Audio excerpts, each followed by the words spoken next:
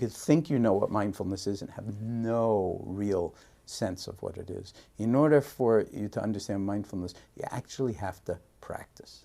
It's a way of being. It's not a concept. You can't operationalize it as a concept. You just won't understand it. And when you're bringing it into therapy, if you're a therapist or a psychologist, in order to really do this in any way that has authenticity, you have to practice yourself. Because you become the instrument for resonating or for attuning with the other.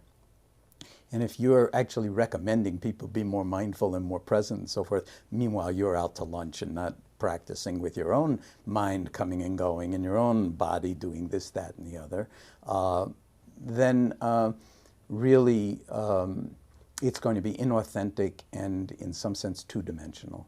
This is incredibly powerful stuff, but it does involve a discipline. It does involve a willingness to be fully present no matter what the conditions are. Now that's hard. This is the hardest work in the world.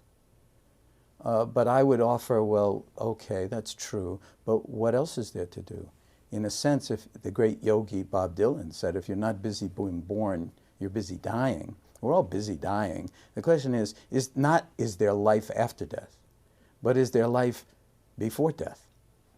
Because a lot of the time we could zone along on autopilot dealing with all the stress and challenges of life and blast through 20, 30, 40, 50 years of life relatively mindlessly practicing being unaware, getting better and better and better at being unaware, and then on our deathbed waking up perhaps and saying, oh my God, that was almost all kind of asleep, hypnotic trance through the entirety of my life. I missed my children, I missed expressing love, I missed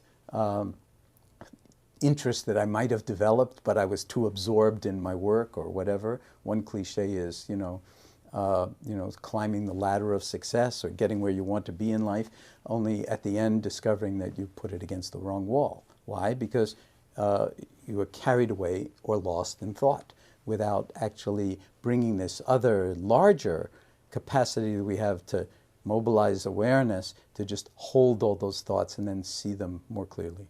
So Thoreau expressed this in Walden in a very beautiful way. He said, I went to the woods because I wished to live deliberately, to front only the essential facts of life and see if I could not learn what they had to teach, and not when I came to die, discover that I had not lived. So if you read Walden, you'll see that it's actually a rhapsody to mindfulness.